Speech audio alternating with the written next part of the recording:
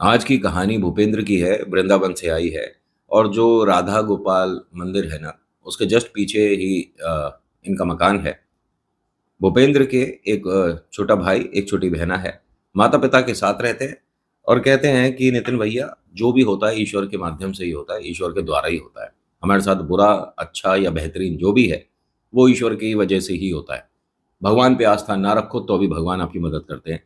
भले ही आप कोई से भी धर्म के हों, कोई फ़र्क नहीं पड़ता। आज की कहानी ज़रूर सुननी चाहिए आपको पूरी और भेजनी चाहिए अपने उन मित्रों को जो कि कहते हैं कि भगवान कभी कुछ नहीं करते, जो करते हैं हमारे कर्म हमारे लिए करते हैं। आपको पता है, ठीक है, आपने कुछ बुरा काम किया है तो उसका फल आपको बुरा मिलेगा। लेकिन अगर आप ईश्वर में आस्था रखते हैं, पूजा-पाठ करते हैं और अपनी नैया को ईश्वर के हाथों में छोड़ देते हैं, तो फल बदल जाया करते हैं। अभी फ़िलहाल चैनल का इंट्रो, उसके बाद आकर कहानी शुरू करता हूँ। कहीं मत जाइएगा, पूरी कहानी सुनिएगा। हर हर महादेव।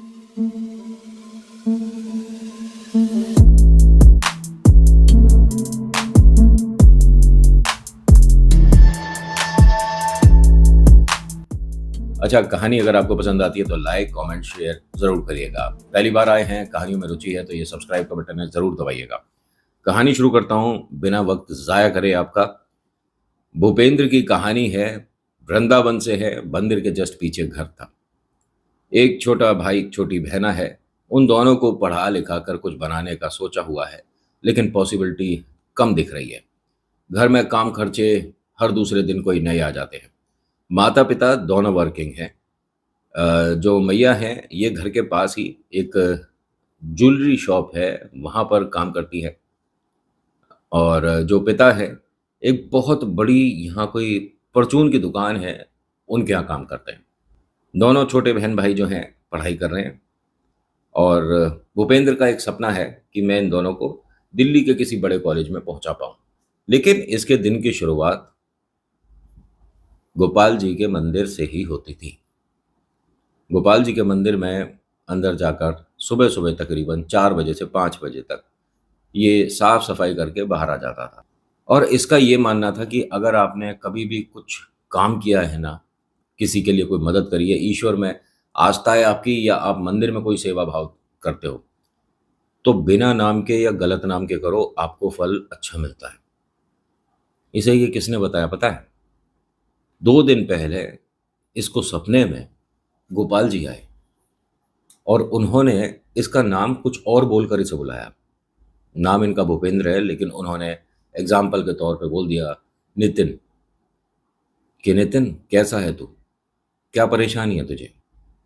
जो भी तेरी परेशानी है एक पर्ची में लिख कर मेरे मंदिर के बाहर जाकर छोड़ा। मैं तेरी पर्ची को सँभाल कर रखूँगा, देखूँगा क्या उसमें कर सकते हैं। बार-बार यही बोला जा रहा था। इसका सपना टूटा, सुबह देखता है कि 4 सवा 4 हो रहे हैं। और हमारा ये मानना है, बहुत बार हमने भी सुना है कि सुबह का सपना सच होता है। वैसे देखिए ऐसा है, सपने तो वही सच होते हैं जिसके लिए मेहनत होती है। अब सुबह-सुबह मैं अलार्म लगा लूँ किसी तरह से कि मैं 4 बजे के आस-पास उठ जाऊँ और सपने में आ जाए, ओहो! ये वाला जो हवाई जहाज़ ऊपर से जा रहा है, ये मेरे नाम लिख दे अपनी संपत्ति, ऐसा होता नहीं है। मेहनत करना पड़ेगा ना, वरना तो टिकट लायक भी नहीं हो पाएँगे, हैं? मेहनत करनी पड़ती है भाई। इसे जो सपना आया, इसने उठकर अपने माता-पिता को बताया। और इस वक़्त अधिकतर ये तीनों उठ जाया करते थे। सुबह 5 बजे तक तो पूरा घर उठ जाता था। मम्मी-पापा ने कहा कि बेटा, तुझे गलत ध्यान है। नाम उन्होंने तेरा ही लिया होगा। भूपेंद्र ही कहा होगा, तुझे गलत ध्यान है। उसने कहा नहीं, मेरा नाम कुछ और ही बोल रहे थे। उन्होंने कहा ठीक है, फिर मंदिर में कभी तेरे को कोई मिलता है तो उसी नाम से अपने आप को बताया कर कि मेरा नाम ये है, जो तुझे नाम हमारे गोपाल जी ने दिया है।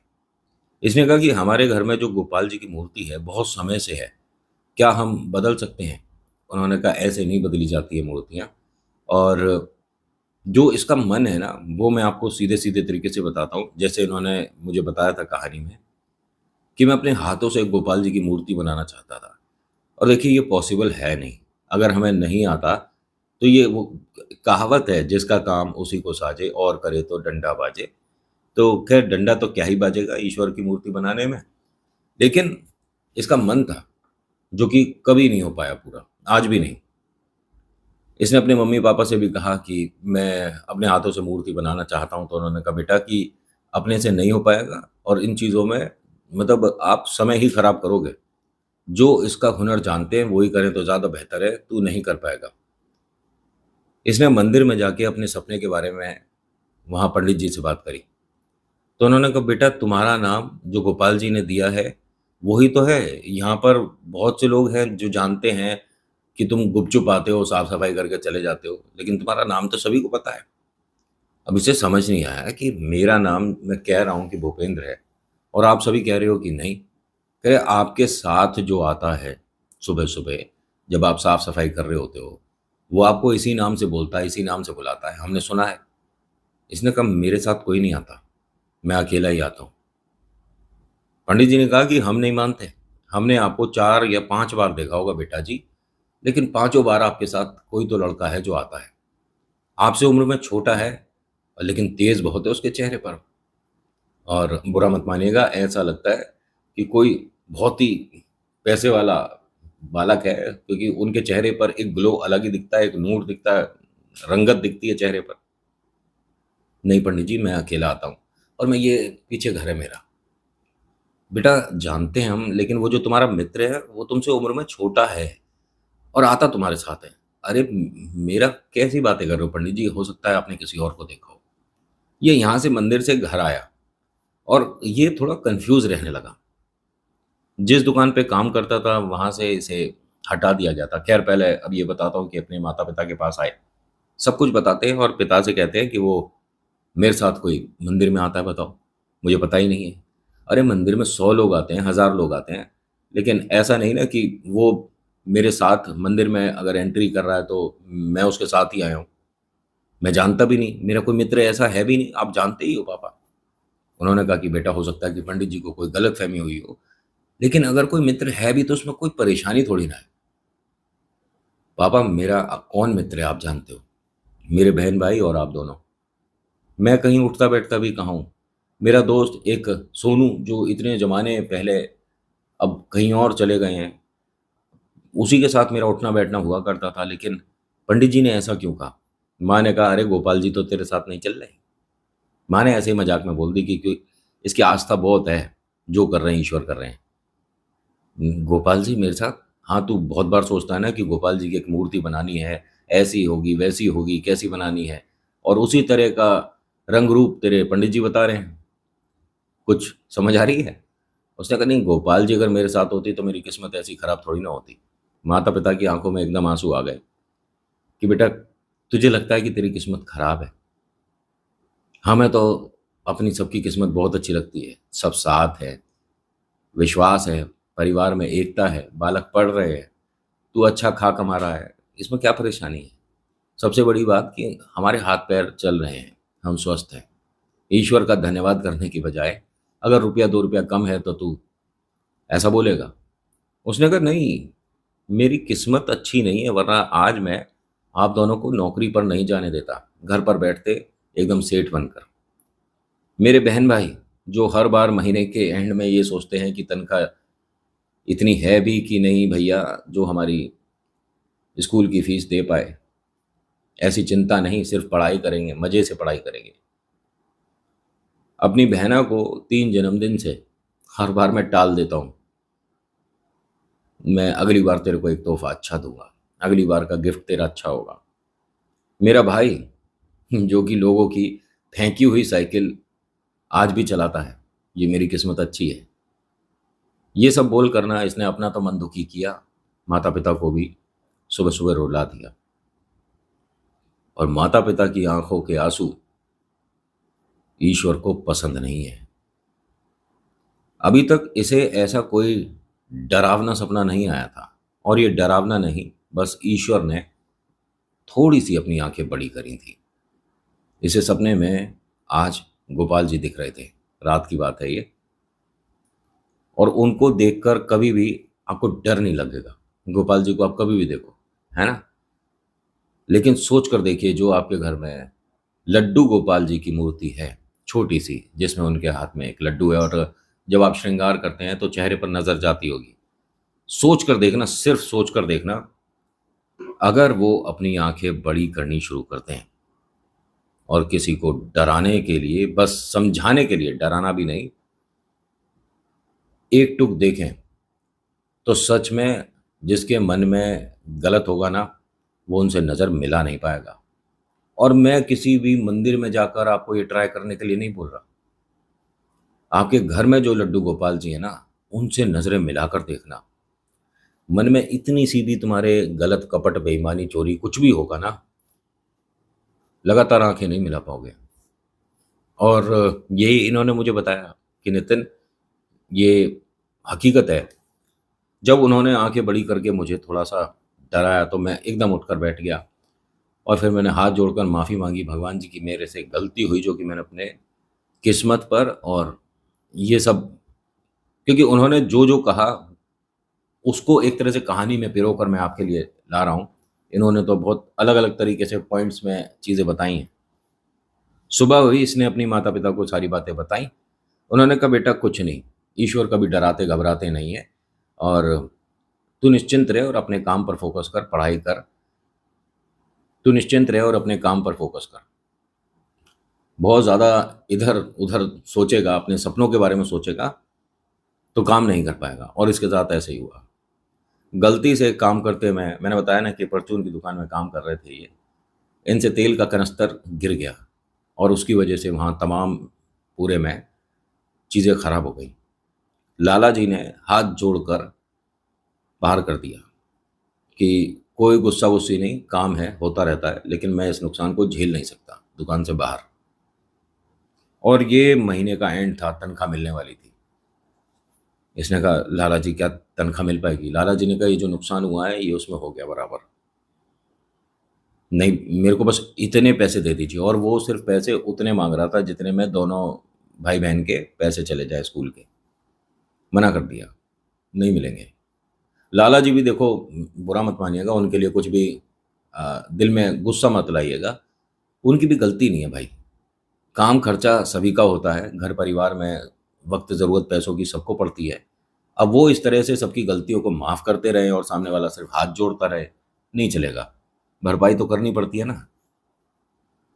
उन्होंने भी कह दिया कि नहीं मैं नहीं दे पाऊंगा, जो मेरा नुकसान हुआ है वो तेरी तनख्वाह से ज़्यादा है, लेकिन मैं तुझसे कोई वापस पैसे नहीं मांग रहा। कोई बुराई नहीं, कुछ नहीं, बस मैं नहीं रख सकता तुझे दुकान पर। शायद वो हटाना भी चाहते थे, इसी वजह से उन्हें मौका चाहिए था और मौका मिला तो उन्होंने काम कर दिया। ये यहाँ से घर आने के बजाय गोपाल जी के मंदिर चला गया और इसने जो गुस्सा दिखाया वहाँ, ओहो हो, ये किसी के मतलब काबू में ही नहीं आ रहा था। तेज तेज चिल्ला चिल्ला कर इसने अपने सिर से लेके पैर तक की सारी बातें ईश्वर से कह दी। मेरी जिंदगी में जो जो परेशानी है वो सब इसने गोपाल जी से कह दिया। और कमाल की बात बताऊं, मंदिर में अंदर आने के बाद 2 कदम ही चढ़ा है, और ऐसा नहीं कि गोपाल जी के ठीक सामने है ना, मंदिर में अंदर तक गया ही नहीं, बस द्वार से 2 कदम अंदर चला और वहीं पर खड़े होकर तेज तेज चिल्ला चिल्ला कर बोलने लग गया। पंडित जी आए और पंडित जी ने फिर से इसके वही नाम जो कि इसे सपने में गोपाल जी ने बोला, एग्जाम्पल की नितिन, अरे नितिन क्यों बेटा इतनी तेज तेज शोर कर रहे हो? और भगवान से ऐसी नाराजगी नहीं होती है, भगवान से इस तरह से बात नहीं करते हैं। पहली बात तो मेरा नाम नितिन नहीं है, मेरा नाम भूपेंद्र है। दूसरी बात, आपके जो भगवान है ना, ये सिर्फ उन्हें ही देख सकते हैं जो कि इनके पास कोई भोग लेकर आते हैं। मैं इनको कभी कुछ भोग नहीं लगा पाया, तो मेरी कभी भगवान ने सुनी नहीं। पंडित जी ने यहाँ एक बहुत बड़ी बात बोल दी, और ये सुनकर ना मुझे भी, वैसे आपने सही कहा है, अगर पंडित जी आप भी ये वीडियो देख रहे हो, कि हमारी कोई औकात नहीं कि हम भगवान को कोई भोग लगा पाए। हमारी औकात है ही नहीं। बहुत से लोग मंदिर में पंखा दान करते हैं और पंखड़ियों पे अपने पूरे खानदान के नाम लिख देते हैं, अजय विजय संजय नितिन ये वो। अब अजय विजय नितिन संजय सब एक बटन पे घूम रहे हैं।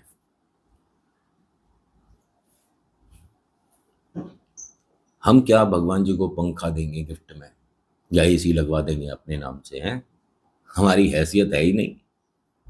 बहुत से लोग हैं कि जी हम दान पुण्य बहुत करते हैं। अरे तुमको लायक किसने बनाया? हम्म, जिसने बनाया उसी को दिखा रहे हो। तिरुपति बालाजी आए हो आप, वहां देखा है सोना कैसे चढ़ता है? जो लोग एकाध अंगूठी पहन के सोचते हैं कि देखिए हमने गोल्ड पहना, कमा आओ जरा तिरुपति वाला जी, पता पड़ जाएगी आपके गोल्ड की कितनी वैल्यू है। वहां ऐसे ऐसे निकाल के ऐसे फेंकते हुए देखा है हमने। समझ रहे हो, ऐसे खाली कर दी। चलो जी, जय बाबा की। और ये लायक किसने बनाया? तो उनसे कभी भी ये नहीं होना चाहिए कि भाई हम कर रहे हैं। अरे तुम्हारी हैसियत है ही नहीं कि तुम कुछ कर पाओ। तुमको उस लायक भी भगवान ही बना रहे हैं। खैर, सबकी अपनी अपनी सोच है, लेकिन हाँ पंडित जी, आई एम विद यू। आपने जो बोला बहुत बेहतरीन बोला कि हमारी कोई हैसियत नहीं, हमारी कभी औकात नहीं कि हम भगवान को कुछ अपनी तरफ से कर पाएं। अपनी तरफ से क्या, अपनी तरफ से कुछ भी नहीं है। आपको जो अन्न जल वायु जो भी मिल रहा है वो ईश्वर के माध्यम से मिल रहा है। जो आप सांस ले रहे हो ये भी भगवान की देन है। सही कह रहा हूं? पंडित जी ने इसका जब नाम बदल कर इसे बोला तो उसने कहा पहली बात तो मेरा नाम ये नहीं है, भगवान ऐसे नहीं होते वैसे नहीं होते, जो भोग लगाते हैं उन्हीं की भगवान सुनते हैं। पंडित जी ने इसे समझाया लेकिन इसकी समझ कुछ नहीं आया। और आज मंदिर में बहुत लोगों के गुस्से का भी कारण बन रहा है। तेरे को तमीज नहीं है, मंदिर में खड़े होकर कैसे बात कर रहा है? 10-15 लोग आ गए, इसे बाहर करो। इसकी क्या गलती थी? इसकी गलती ये थी कि इसने गलत लहजे में, मतलब शब्द गलत नहीं थे इसके, ये तो अपना दुख रो रहा था भगवान के सामने, लेकिन इतनी तेज तेज चिल्ला चिल्ला कर बात करने की जरूरत नहीं थी। लोगों ने एक की दो, दो की तीन, तीन की पांच कर दी। यहाँ बात इतनी थी भी नहीं लेकिन बढ़ती चली गई। यहाँ जब बहुत ज़्यादा बात बढ़ी तो मंदिर के बाहर कुछ पुलिस अ, वाले थे, वो आ गए अंदर और पूछते हैं कि क्या बात हुई। उसको देखकर पहली बात तो पुलिस ने ऐसा नहीं कि इसे गिरवान से पकड़कर बाहर कर दिया। उसके आंसू पहुंचे और पूछा बेटा परेशान क्यों है? नहीं अंकल जी, सब ठीक है। नहीं, तुम मेरे साथ बाहर आओ। दोनों पुलिस वाले इसे बाहर लेकर गए। इसका पहला मुंह हाथ धुलवाया, इसे ठंडा पानी पिलवाया, थोड़ा नॉर्मल किया लड़के को, पूछा रहता कहाँ है? इसने घर बताया। लेकिन हाथ जोड़ दिया इसने कि नहीं, आप मेरे साथ घर तक मत आना, वरना आसपास में लोग पूछने लग जाते हैं। होता है ना कि आपके घर पुलिस क्यों आई थी? अरे पुलिस वाले के किसी से मिलने भी नहीं आ सकते। और भाई क्या हालचाल? अरे आपसे उसने हालचाल क्यों पूछे? अरे ठीक है भाई, वो अपना जॉब कर रहे हैं, वर्दी का सम्मान होना चाहिए, वर्दी का डर किस बात का भाई? क्योंकि इनमें से एक पुलिस वाले भाई साहब ने कही थी कि हम आपको घर छोड़ाते हैं। इसने मना कर दिया, नहीं नहीं घर मत आइएगा, क्योंकि आसपास के लोग फिर डरते हैं, पूछते हैं, सौ बातें होती हैं। उन्होंने कहा ठीक है, लेकिन तू यहाँ पर इतनी तेज तेज ये सब जो बोल रहा था, ये क्यों परेशान है, क्या बात हुई थी? उसने सारी बातें बताई। तो इनमें से एक पुलिस वाले भाई साहब ने फिर से इसका नाम बदल कर, नाम क्या है इसका, भूपेंद्र, फिर से इसका नाम बदल कर क्या बोला, मैंने तेरे को कल सिर्फ इसीलिए दर्शन दिए थे कि अपने पर भरोसा रख। तू बात समझ नहीं रहा। तूने अपने माता पिता की आंखों में जो आंसू लाए थे, सिर्फ इस वजह से मैं तुझे दिखा था। तू भरोसा नहीं करता क्या? अब इसे समझ नहीं आई कि ये जो पुलिस वाले भाई साहब ने बोला है कि क्या बोला था। और बोलने के बाद वो सीधा सीधा आगे चल दिए। दूसरे वाले भाई साहब इसके पास खड़े थे। ये कुछ देर तक उन्हें लगातार देखता रहा और फिर वो भीड़ में दिखने बंद हो गए। जो दूसरे वाले पुलिस वाले भाई साहब है, इनसे कहता है कि ये जो मुझे बोल के गए, इन्हें कैसे पता मेरे सपने के बारे में? कौन क्या बोल के गया बेटा तुझे? नहीं, जो आपके साथ दूसरे पुलिस वाले थे ना। उन्होंने कहा मेरे साथ कोई दूसरा पुलिस वाला नहीं था, मैं अकेला ही खड़ा हूँ तेरे साथ। इस लड़के ने कहा कि आप पुलिस हैं तो क्या कुछ भी कहोगे मैं मान लूंगा। पुलिस वाले भाई साहब ने कहा कि बेटा क्या हो गया, क्या बोल रहा तू? क्या नाम है तेरा? कह रहे नाम, आप नाम पूछ रहे हो और उन्हें कैसे पता था मेरा नाम? और वो वही नाम बोल रहे हैं जो मंदिर में बोलते हैं, सपने में मुझे भगवान बोलते हैं। मेरा नाम भूपेंद्र है। और जो आपके पुलिस वाले भाई साहब थे साथ में, जो आपके मित्र थे, इनका नाम क्या है? मेरे साथ कोई भी नहीं था। मैं कई बार बोल चुका हूँ, यहाँ सिर्फ अकेला मैं हूँ और हमारी पोस्टिंग यहाँ नहीं, हम तो यहाँ सामान लेने आए थे, शोर सुना तो आ गए हम। तू ठीक है बेटा? घर कहाँ है तेरा? उसने कहा अभी उन्होंने भी यही चीज़ पूछी थी, तब आपका ध्यान कहाँ था? अब बार बार ये सवाल के ऊपर सवाल ला रहा था। तो पुलिस वाले भाई साहब ने कहा कि एक काम कर बेटा, तू आराम से अपने घर जा, मैं तेरे को तेरे घर तक छोड़ने भी नहीं जा रहा। तू ठीक है, बस तू परेशान है किसी बात को लेकर। और इस तरह से बेटा चिल्ला चिल्ला कर बात नहीं करते, मंदिर में और लोग भी हैं, ठीक है? और जो अपना गुस्सा है ना, अपने मन में नहीं रखते, बोल ज़रूर देते हैं, लेकिन थोड़े से स्वर ऐसे होने चाहिए कि धीरे धीरे बात करी जाए। चिल्लाकर बात करने से ना तो सच हो जाती और ना सामने वाले को जल्दी समझ आती। सुनाई सबको देता है, लेकिन जिसको समझाना है ना, उसको समझ कभी कभी नहीं आती है। तो इसने कहा कि यानी मेरी बात भगवान को समझ नहीं आ रही है। उन्होंने कहा तेरा गुस्सा गुस्सी है क्यों गोपाल जी से? अरे कैसा इंसान है, मंदिर भी आ रहा है, ईश्वर में आस्था भी रखता है, और तेरे बारे में बाहर आते में पंडित जी ने बताया कि रोज सुबह आकर साफ सफाई करता है, तो इतना ज्यादा गुस्सा क्यों है ईश्वर के लिए? इसने बात बताई कि मैं इस वजह से परेशान हूं कि इतना बड़ा हो गया हूं, अब मेरे माता पिता घर पर आराम करने चाहिए और वो काम करते हैं। मुझे आज नौकरी से निकाल दिया गया, मुझे पैसे भी नहीं मिले। मैं ये नहीं कहता कि मेरे को वहाँ से लाला जी से पैसे दिलवा दो, ठीक है मेरी गलती थी, उसका भुगतान कर दिया मैंने।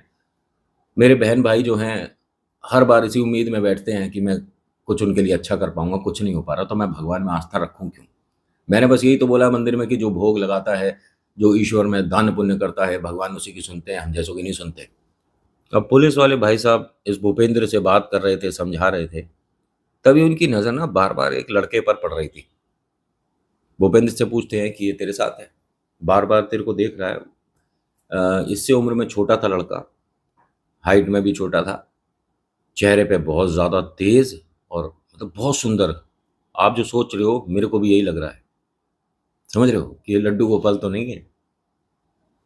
पुलिस वाले भाई साहब ने जैसे ही उस लड़के को 2-3 बार देखा, तो उस लड़के ने हल्का सा चेहरा नीचे किया, राम राम जी। अब पुलिस वाले जो भाई साहब थे उन्होंने भी इस तरह से चेहरा नीचे किया, पूछते हैं कि तेरे साथ है लड़का? भूपेंद्र ने इधर उधर देखा, पूछा कि किसकी बात कर रहे हो आप? कह रहे वो जो मोड़ पे बैठा है, बहुत देर से लगातार तुझे मुझे देख रहा है, मेरी तो कोई जान पहचान में है नहीं, तू जानता है कैसे? इसने पलट कर देखा तो मोड़ पर जहां पुलिस वाले भाई साहब ने बताया कि पेड़ के चबूतरे पर बैठा है, वहां कोई भी नहीं बैठा हुआ था। इन्होंने कहा आप और मजाक कर लो, मैं वैसे ही परेशान हूँ। पुलिस वाले भाई साहब ने कि मजाक की क्या बात है, मैं पूछ रहा हूँ ये लड़के को जानता है, हाँ या ना? उसने कहा वहां कोई लड़का नहीं बैठा।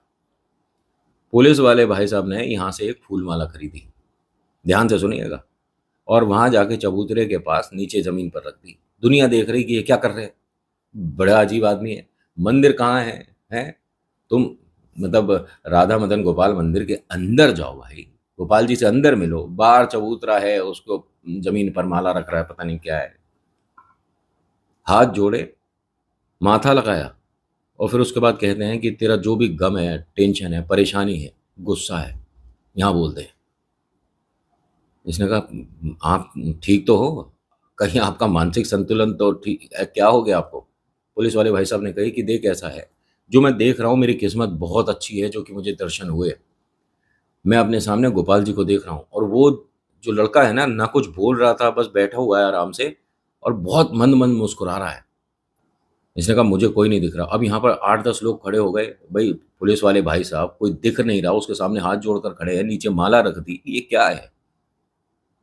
इसने भूपेंद्र ने कहा कि आप चलो, यहाँ से सब लोग आपको देख रहे हैं इस तरह से, आप जाओ अपना ड्यूटी पे। इन्होंने कहा जी ड्यूटी भी हो जाएगी, ठीक है, लेकिन आज जो मेरे को दिख रहे हैं, मेरा जीवन सफल हो गया। मैं 1 करोड़ बार मंदिर में अंदर आया होऊंगा, लेकिन आज मंदिर के बाहरी दर्शन हो गए, और ये तेरी वजह से हुए हैं। मैं तेरे लिए जो चाहेगा वो करूंगा, तेरे घर में कोई भी समस्या कोशिश करूंगा कि ना आ पाए, क्योंकि तूने इतना बड़ा काम किया है। मुझे गोपाल जी के दर्शन हो रहे हैं। उन्होंने कहा मुझे क्यों नहीं दिख रहे? तेरा मन उनके प्रति अभी लगा नहीं है। मंदिर में साफ सफाई करता है, श्रद्धा रखता है, रखता मैं भी हूं, लेकिन तेरे माध्यम से मुझे ईश्वर दिख रहे हैं, मेरे सामने ही है। जो भी तेरी परेशानी है उनसे बोल दे। इसने ऐसे ही सब कुछ बोल दिया। कैसे हो रहा है, क्या हो रहा है, कुछ नहीं पता, लेकिन ये कहते हैं कि उस दिन के बाद से इसके जीवन में परिवर्तन होने शुरू हो गए थे। इनके जो बहन भाई हैं, इनका 12वीं तक का हिसाब किताब ये पुलिस वाले भाई साहब ने देख लिया। जो माता पिता हैं वो भी वर्किंग हैं, अभी भी काम कर रहे हैं जहाँ पर करते थे। इस लड़के को भी एक अच्छी जगह, एक फैक्ट्री में नौकरी मिली थी। अब इनका ये कहना है कि वो पुलिस वाले भाई साहब पहली बात तो वृंदावन के नहीं थे। वो आसपास की मैंने चौकी में पता कर लिया, जो उनके नाम लगा हुआ था यहाँ पर, सबसे पूछ लिया, इस नाम के कोई पुलिस वाले भाई साहब नहीं है। मदद उन्होंने ही करी है। इनके स्कूल में भी जाकर पता किया कि 12वीं तक के पैसे कौन देगा, कोई पुलिस वाले भाई साहब आए थे। इसे कुछ नहीं समझ आ रहा और ये कहते हैं कि मेरे साथ चमत्कार भी हो रहा है और मुझे डर भी लग रहा है। जो मेरे साथ खड़े होकर बात कर रहे थे, ठीक है, जिन्होंने माला उठाकर वहां जमीन पर रखी, जिनको देखकर पब्लिक खड़ी हुई, भीड़ लगी, पहली बात भूत नहीं थे, इंसान ही थे। लेकिन वो ऐसे कहाँ गायब हो गए जो अब दोबारा कभी मिले ही नहीं। ये अब जब भी मदन गोपाल मंदिर जाता है तो अंदर दर्शन करने के बाद ये जो बाहर आकर दाहिने हाथ पर पेड़ है उसके पास एक माला जरूर रख कर जाता है। लोगों ने इसे मूर्ख समझा था, लेकिन ये मूर्ख धीरे धीरे कामयाब इंसान होता चला गया। रहते आज भी ये वहीं पर हैं, ठीक है, वृंदावनी रहते हैं, ठीक मंदिर के पीछे ही मकान है। लेकिन जो इनके बहन भैया हैं ये दिल्ली आ चुके हैं, दिल्ली के कॉलेज में हैं, अच्छी खासी पढ़ाई चल रही है और इनका ये भी कहना है कि ईश्वर में हम आस्था रखते हैं और निस्वार्थ भाव से आस्था रखते हैं तो हमारे काम कमाल के तरीके से बनने शुरू हो जाते हैं। मैंने जो जॉब करनी शुरू करी, मुझे जहाँ नौकरी मिली उसके 2 महीने में मुझे फिर इंक्रीमेंट मिला और 1 साल में इनको 5 बार नौकरियां बदलनी पड़ी हैं। और देखिए इसमें कोई बुरी बात नहीं है।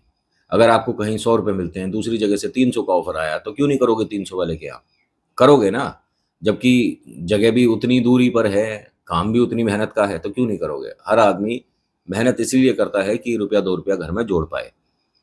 और हाँ, आज ये सक्षम है, कामयाब है। ये नहीं कहूँगा कि फैक्ट्रियों के मालिक हो गए, बड़े-बड़े होटल्स खोल दिए, ऐसा कुछ नहीं है। जैसा जिसके साथ जितना हुआ वो ही सुनाना चाहिए। अपने मन से घी, मिर्च, मसाले नहीं लगाता मैं। So thank you so much for watching. मेरा नाम नितिन है, मुलाकात करूँगा आपसे अगली वीडियो में। हर हर महादेव, जय भोलेनाथ। धन्यवाद।